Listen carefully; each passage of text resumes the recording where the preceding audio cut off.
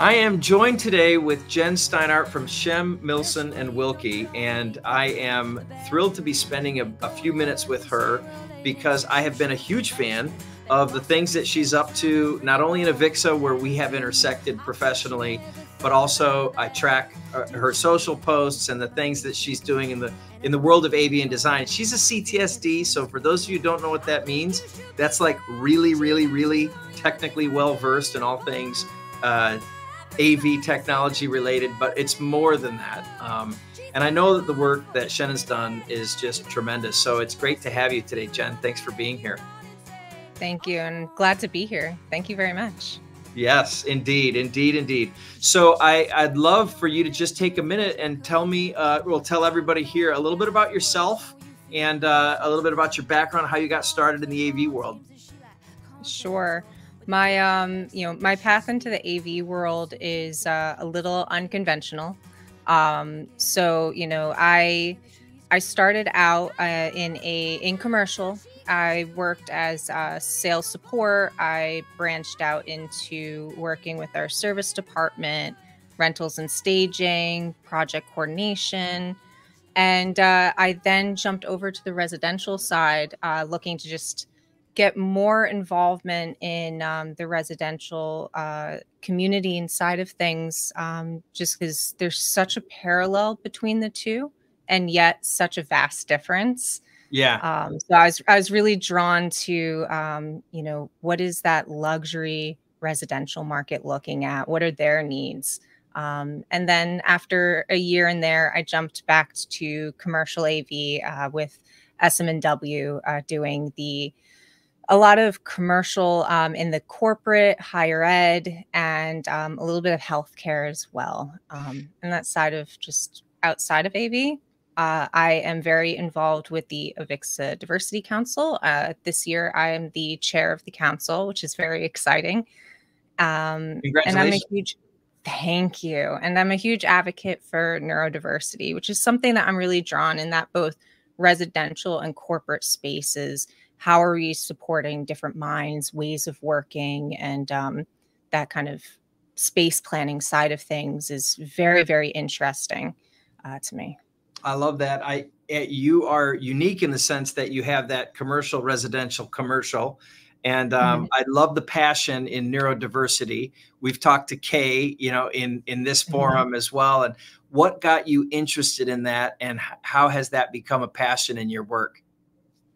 So I became very passionate about, I've always been very passionate about mental health in general, that I myself, I have depression, anxiety, and it wasn't until I started my graduate degree in sociology where I sought out to get a diagnosis for ADHD. And then it wasn't until the pandemic when I started to really learn about sensory processing disorder, which led me then into the, oh my gosh, I'm autistic journey, which also led into I also have Tourette syndrome, which for those who are not really familiar with Tourette syndrome, it is a condition that consists of both motor and vocal tics. And so they are involuntary, but all of those neurodiversities are aspects that really affect the environment that you're working in. And so what would help support me, and how can that be translated to help others to have a more effective environment and a more supportive community? That is exceptional. Your journey is personal and it's become professional. And I always say when your passions become your work, it's never work. And it's really, it becomes sort of a labor of love, in terms of the things that you're doing. That's awesome. So where does AVIXA intersect with all of this? I know as chair of the Diversity Council, and you've talked a lot about that intersection with your interest in neurodiversity. What have you found in the AVIXA world that has been fulfilling to you? What I've really appreciated out of the journey with AVIXA is that they have been very open in asking questions. Are there any resources that you think that would be helpful? So we've done a lot of sharing and communication in that aspect. When Frank was chair, we put together two panels, actually, panels on. One was more kind of an awareness, what is neurodiversity? And then the second one was kind of a follow-up that was talking about leading. And so looking at if you are a leader with neurodiversity or leading a team with members who might also be neurodiverse and how to support them.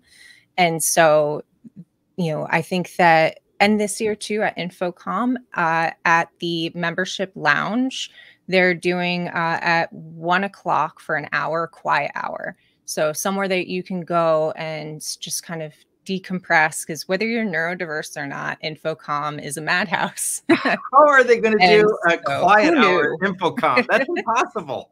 Yeah. So, I mean, sure. I always say we're in an exciting time. And as far as neurodiversity goes, is that a lot of people are interested. There's still a ton of stigma. And so anyone that's willing to ask questions or even try, even though an hour is,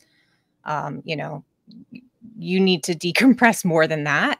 I will take the movement that we get. It's in the right direction. I applaud the group for that. I think that's a really ingenious way to destigmatize and also to bring awareness and light to it. And I think that those are the messages that are on the platform of AVIXA. It's with leaders like yourself that are stepping in, chairing councils. Thank you. I mean, that's tremendous. Let's talk about how you're seeing that move, so people will hopefully utilize that resource. Are you teaching any sessions this year? Are you going to be leading discussions or teaching some classes? Yeah, so I'll be teaching 2 sessions. They're both on Thursday. One is on coordinating network design. So kind of what are some of the coordination points, and what kind of information do you need to coordinate for your documentation when it comes to network-oriented designs? And the other one that I'm doing is on designing sustainably. So looking at some of the AVIXA standards, and again, what are some of those kind of coordination points? And then I'll be leading the emerging trends in IT on the tech innovation stage.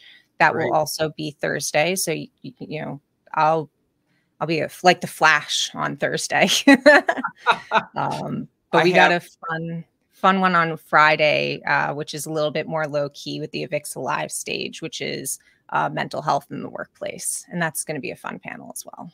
That's great. So we'll make sure to tag you when we put this out there so people can attend and catch you live at the event. I've got a session on Wednesday and another one on Thursday myself. I'll be teaching it's called Revolutionizing Modern Collaboration Spaces, but it's really about the advent of multi-camera collaboration environments.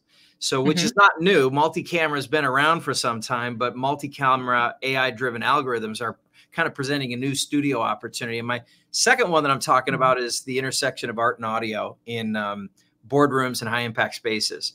So it's that'd be a good one. Yeah. So mine are Wednesday and Thursday, but otherwise I'm hunkered down as well. I want to get your perspective, kind of transitioning a little bit into that conversation. We are thinking a lot about the role of space planning and design and intersection of aesthetic and aesthetic beauty in a space. What are you seeing in terms of a trend in balancing functionality and finish when it comes to the spaces that you're seeing out there?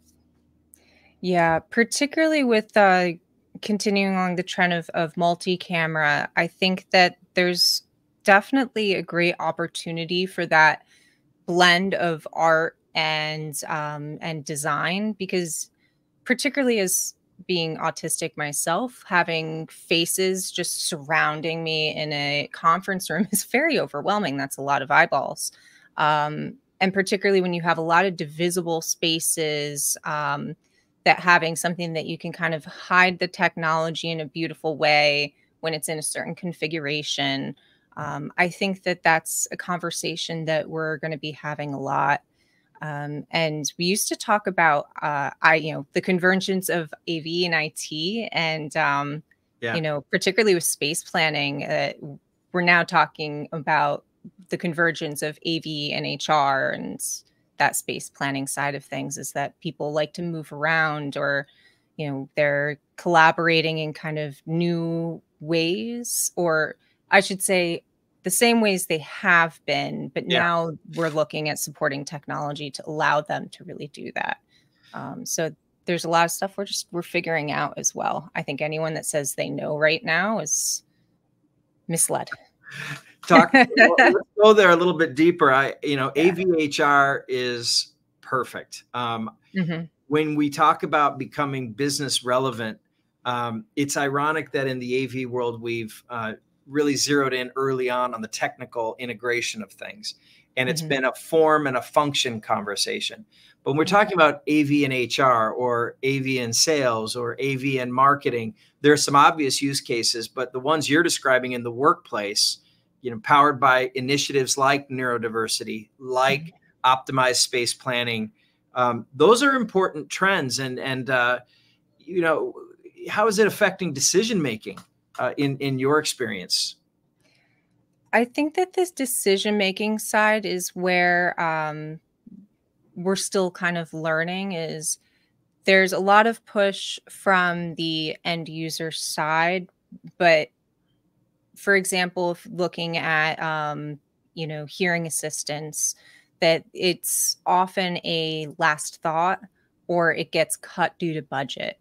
And so I think that we're trying to find what is that fine line of supporting maybe individuals who may not have disclosed that they have either physical or invisible disability, learning differences, things like that. So it's a real challenge, and it's still somewhere where both our end users, the decision makers, and the designers are trying to find what that fine line is. But I think that there's a greater push, particularly when you see a lot of statistics on, the unemployment rate for people who are on the spectrum is significantly disproportionate to those with other disabilities as well. We got to find a way. Yeah. And that's a business initiative, or a business mandate to get to the bottom of that. How does an AV leader, an AV designer, collaborate with an HR leader and an HR designer? Where do they meet? And I dare say it's probably not uncommon to an interior designer and a space planner. Where does that intersection happen, and how do you foster those conversations where there's ultimately the building of a common ground? Yeah, it's I think that it's the same thing we've been saying, is get in early, which is obviously easier said than done.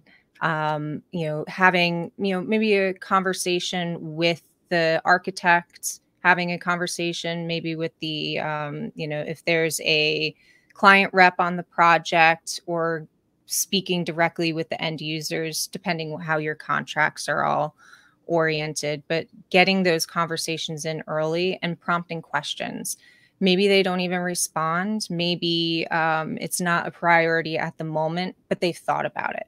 So that's kind of the approach that I take, is throw the questions out there and at least get them to think about it. And hopefully that you've set that stage that at least next time around, or they learn a little bit more, or sometimes they take the recommendation and they move with it. So I think the get in early part of it, having good questions that sort of prompt the conversation, prompt the dialogue. It's not, I got the answer, so we should meet. It's the let's explore a question together. That's a great tactic. I think the other one is come equipped with some real data around the issues. So it's how does X, Y, or Z directly impact the outcome that we're attempting to achieve? You talked a lot about being able to identify and engage a workforce that has a wide range of needs. It's something that the unemployment rate of neurodiverse individuals is at an all-time high, and the need of businesses to identify individuals to help them. And when I say business, I'm using that broadly, but it's like, how do we create these inclusive environments, that's a win for everyone, right? And having data around those things on all sides, I think, is super powerful.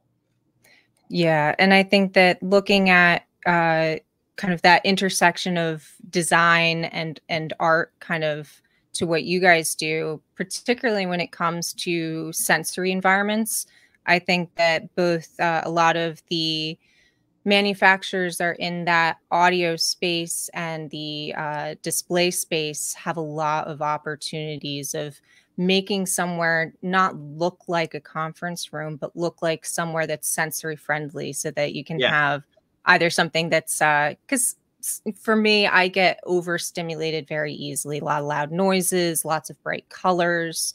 And some people are also sensory seeking. So to be able to have somewhere that maybe they can get, more music or more color or something like that, that you have that flexibility. I think if you were to look around my space, there are individual things here that have personal meaning to me. I'm looking into your space and I'm seeing an incredible collection of the figures on your shelf. And then your lava lamp, your plants, your Control-Alt-Delete sign. I think personalization is a key element of artistic representation. It always has been. And, that's why I think art is such a passion to us here. We are a bit on sensory overload when you walk into Leon. It's like coming to a museum. But, personalization in spaces, I'm not a big fan of virtual backdrops. I like to see where people actually live. Are you seeing that conversation, in the world that you're engaging? Absolutely. That could be a dissertation right there, actually. And you have the one side of uniformity, branding, that you have a backdrop and and then there are some individuals, however, that use a backdrop because they don't have a space that they can sit and have build out a stage kind of like we have. Because, when it comes to either availability of reliable internet or any number of factors when it comes to the diversity conversation. And accessibility conversation. So there is a side of that to be aware. And I think that that's why flexibility is really important, inviting people to be on camera rather than demanding it. But also too, I love having your own backdrop because it's a conversation starter, that it's a way for people to connect, particularly in this hybrid world.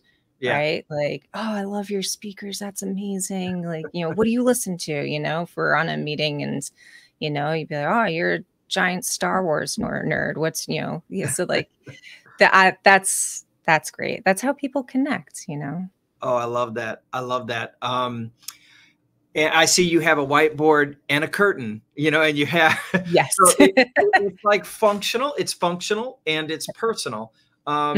People always ask me, what's this thing right here? This ladder. It's actually access to our rooftop. And we call it the Stairway to Heaven, not just because we like Led Zeppelin, but because that's where we watched the Singularity. Like literally we had everybody like climb. And you know what? I found up on the roof, I found this, I don't know how this got there, but it's like this chunk of what looks like lightning bolt wood. And it's a great shape. Oh, isn't it beautiful? And it's now it sits right here over my camera. And it's like, I'm taken to a creative place. How in the world did that get up there? Because there's no trees. Right. So that must have been, maybe it flew off a plane. Who knows? Yeah. All right. My question. Oh, go ahead, Jen. Before you move on, you just nail on the head of also whether it's personalization of space remotely or in the office, that sense of surrounding, that it's your space, that you have autonomy over that space. And certain people, I mean, particularly me, for my ADHD, I like to kind of move around.